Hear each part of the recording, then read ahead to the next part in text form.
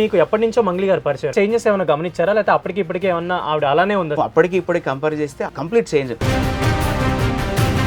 2016లో ఇంకా గుర్తుంది, ఎయిర్పోర్ట్కి వెళ్ళినప్పుడు బోర్డింగ్ పాస్ అంటే వీసా అంటే ఏం తెలియదు. నేను తనకి చాలాసార్లు చెప్పాను, ఇదని కాదు కానీ రెస్పాన్స్ అది ఏదైతే ఉంటుందో ప్రాపర్గా లేదండి. వాడేవాడ పైసలు ఇస్తే నాకు సంబంధం ఏంది, నా పేరు వాడుకుంటే ఏంది నాకు.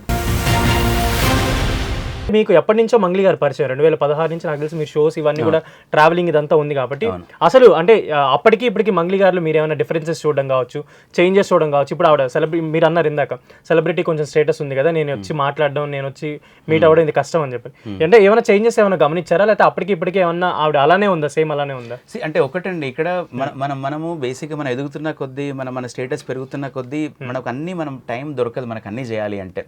సో టైం దొరకనప్పుడు మనం అంటే ఎప్పుడైనా మనకు ప్రాబ్లమ్స్ ఎక్కడ వస్తాయి అంటే నీకు ఎలా రియాక్ట్ అవ్వలేదు లేకపోతే వస్తుంది. సో అంటే మీరు ఇందాక అన్నారు ఏమంటే ఫస్ట్ ఫోన్ చేసినప్పుడు ఇట్లా రైజ్ అయ్యారు, బూతులు తిట్టారు అని చెప్పి, అంటే ఇప్పుడుకి ఎలా ఉంది అని, అంటే నిన్న మీడియా ముందు మాట్లాడినప్పుడు ఒకటి తను మంగ్లీ ప్రొఫెషనల్ గా టాలెంట్ పరంగా నో డౌట్ అండి, తను చాలా కష్టపడుతుంది, ఈవెన్ ప్రతి ఆపర్చునిటీని యూజ్ చేసుకుంటుంది, కష్టపడుతుంది. దాంట్లో మనం క్వశ్చన్ చేయాల్సిన పనే లేదు. ఎక్కడో ఒక సాధారణ ఒక పల్లెటూరులో పుట్టిన అమ్మాయి అంచెలంచెలు 2016లో ఇంకా గుర్తుంది, రైల్వే మన ఎయిర్పోర్ట్కి వెళ్ళినప్పుడు తనకేం తెలియదు, బోర్డింగ్ పాస్ అంటే వీసా అంటే ఏం తెలియదు. నేనే దగ్గరుండి అన్ని హెల్ప్ చేసి తీసుకెళ్ళి అమెరికాలో ఫ్రిస్కోలో శారదా గారు అని ఉంటారు, అక్కడ వాళ్ళ ఇంట్లో పెట్టి. సో అప్పటికి ఇప్పటికి కంపేర్ చేస్తే ఆల్మోస్ట్ కంప్లీట్ చేంజ్. మేము ఈవెన్ సెయింట్ లూయిస్ కానీ లేకపోతే సియాటిల్ కానీ వెళ్ళినప్పుడు చాలా మంచు పర్వతాలు అంటే వెళ్ళినప్పుడు చాలా ఎగ్జైట్ అయ్యేది. అంటే చాలా ఒక అమాయకంగా ఒక అట్లా ఉన్న ఒక అమ్మాయి డెఫినెట్గా ఎదుగుతుంది, మంచి పాటలు వస్తున్నాయి, మా అందరికి సంతోషం అనిపించింది.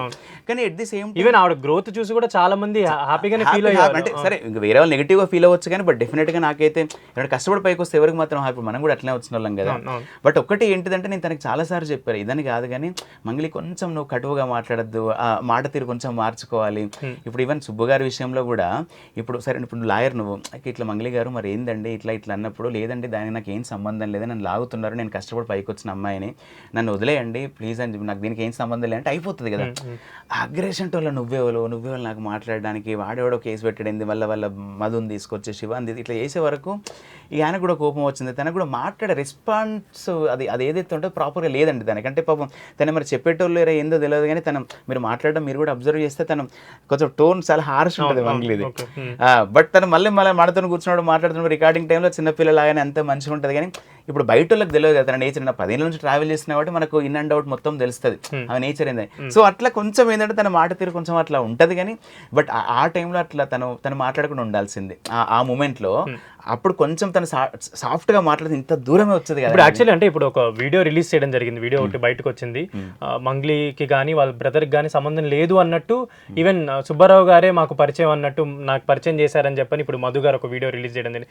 అంటే ఇప్పుడు మీరు ఫస్ట్ నుంచి ఇప్పుడు ఉన్నారు, మీరు విట్నెస్లో మీ పేరు ఉంది కాబట్టి మీకు అంటే ఇప్పుడు మంగ్లీకి కానీ మంగ్లీ వాళ్ళ బ్రదర్కి కానీ అసలు దీంట్లో ఎంతవరకు సంబంధం ఉంది అని అంటారు?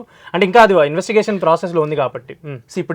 ఇప్పుడు దొంగలు అంటే ఇప్పుడు మనకి ఎవడో నేను దొంగతనం చేసిన అని చెప్పుకోడు కదా, నేను దొంగతనం చేసిన అని చెప్పి కూడా అందరూ మంచులనే చెప్తారు. అబ్బా ఇప్పుడు ఆ రోజు నేను కాల్ చేసినప్పుడు శివ నాతో మాట్లాడాడు అండ్ మధు లైన్లో ఉన్నాడు అండ్ మంగ్లీ లైన్లో ఉంది. అసలు ఫస్ట్ థింగ్ శివ ఎవరో మధు ఎవరో నాకు ఆ టైంకి తెలియదు.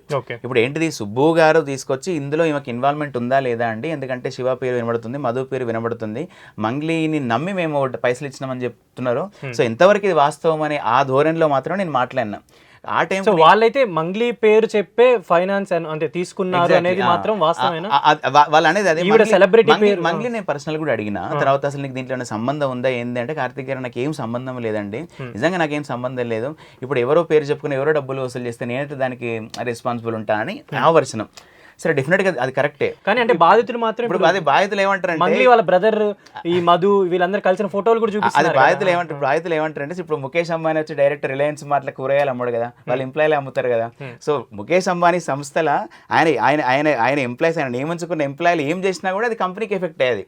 సో అట్లనే మంగ్లీ వాళ్ళ సొంత తమ్ముడు కాబట్టి మంగ్లీ వాళ్ళ రిలేటివ్స్ వాళ్ళ సిస్టర్ దగ్గర అంటే మనం మాట్లాడొద్దు కానీ సంథింగ్ ఏదో అది ఉంది కాబట్టి సో వాళ్ళకి సంబంధించిన వాళ్ళే మాట్లాడుతున్నారు, వాళ్ళని మేము చూసినాము, వాళ్ళ మాట తీరు మేము విన్నాము, ఆ మెసేజ్ అదంతా ఉంది కాబట్టి డెఫినెట్గా మంగ్లీ రెస్పాన్సిబుల్ అంటే మంగ్లీ అనేది పాయింటే. ఇప్పుడు నేను ఎట్లా రెస్పాన్సిబుల్ అయితే నా పేరు చెప్పుకుని వాళ్ళు చేసిన అంటది ఆమె. సో ఇప్పుడు ఇదంతా కావాలంటే నేను నిన్న కూడా వేరే ఇంటర్వ్యూలో కూడా నేను ఒకటేనా, ఇప్పుడు ఇక్కడ మంగ్లీయా సుబ్బువా లేకపోతే వేరే వేరే వాళ్ళు కాదు, కానీ ఈ దందాలో ఎవరైతే మోసపోయినలో, ఎవరైతే పేద ప్రజలు పైసలు కోల్పోయినలో వాళ్ళకి ఇప్పించే బాధ్యత ఆ వర్షంలో మనం ఉండాలి. సో ఇప్పుడు ఆవిడ నిజంగానే చెప్పినట్టే ఎవరికైతే కష్టం కలిగిందో, ఎవరైతే డబ్బులు మోసపోయారో వాళ్ళకి ఇప్పించే బాధ్యత ఏమో తీసుకుంటానని అన్నారా లేదా? యాక్చువల్లీ ఇది నార్మల్గా నేను అంటే మా డిస్కషన్లో ఉన్నప్పుడు మాత్రం ఈ టాపిక్ రాలేదు. తర్వాత నెక్స్ట్ డే డిస్కషన్లో ఈ టాపిక్ వచ్చింది. ఈ టాపిక్ వచ్చినప్పుడు తను నేను సపోర్ట్ చేస్తా, ఎవరైతే పేద ప్రజల దగ్గర ఎవరైతే పైసలు అవి ఇవి మోసం జరిగిందో నా పేరు చెప్పి నేను డెఫినెట్గా ముందుండి నేను అంతా చేస్తా అంది. తను చేస్తా అంది, నాతో కూడా మాట్లాడింది. తర్వాత ఫస్ట్ నుంచి అయితే ఆవిడ అదే మాట ఫస్ట్ నుంచి ఆ రోజు లేదు, ఏదైతే స్టార్టింగ్ ఈ సమస్య ఏదైతే సుబ్బు గారు నాకు వెరీ ఫస్ట్ డే కాల్ చేశారో అదే అంటున్నా నేను. అదే రోజు అదే ఫోన్ కాల్లో కాదండి నాకు దీనికి సంబంధం లేదంటే, ఇన్ కేసు నా పేరు చెప్పి గనక ఎవడన్నా పైసలు వసూలు చేస్తే నేనే ముందుండి ఎవరికి జరగాల్సిన న్యాయం వాళ్ళకి చేపిస్తాను ఒక మాట అంటే అయిపో కదా. ఇదంతా జరగలేదు కాబట్టి ఇంత దూరం వచ్చింది. ఒక మాట అంటే అది రికార్డు ఉండేది. అరే అక్కడ అందరు బాధితులు అందరూ అక్కడే ఉన్నారు ఫోన్లో. అక్కడ ఫోన్లో అందరు బాధితులు ఉన్నప్పుడు అసలు వాడేవాడ పైసలు ఇస్తే నాకు సంబంధం ఏంది, నా పేరు వాడుకుంటే ఏంది, నాకు బాధితులకు ఏమనిపిస్తుంది, అరే మేము మంగ్లీ పేరు చెప్తున్నాయి కదా ఇన్ని లక్షలు ఇచ్చినాము, ఇప్పుడు మరి మంగ్లీ మాకు తెలియదంటాను, ఇప్పుడు మేము ఎక్కడికి పోవాలని చెప్పి వాళ్ళు 10 మంది వచ్చిన వాళ్ళు నెక్స్ట్ డే 100 మంది వచ్చినారు, నెక్స్ట్ డే 200 మంది వచ్చిండ్రు అడ్వకేట్ దగ్గరికి. ఇప్పుడు అక్కడే దీనికి నాకు ఏం సంబంధం లేదండి, నిజంగా నేను ఒక అమాయకురాల్ని, ఏదైనా ఉంటుందంటే డెఫినెట్ నేను హెల్ప్ చేస్తా అంటే ఎట్లుండేది. తర్వాత తను మళ్ళీ ముందుకు వచ్చి చెప్పింది, నేను డెఫినెట్గా నేను ఏమైనా ఉంటే నేను హెల్ప్ చేస్తా అంది, నాతో కూడా మాట్లాడేది. అంతే మాకంతా మంచిగానే ఉంది. మాకంతా తెలుగు వన్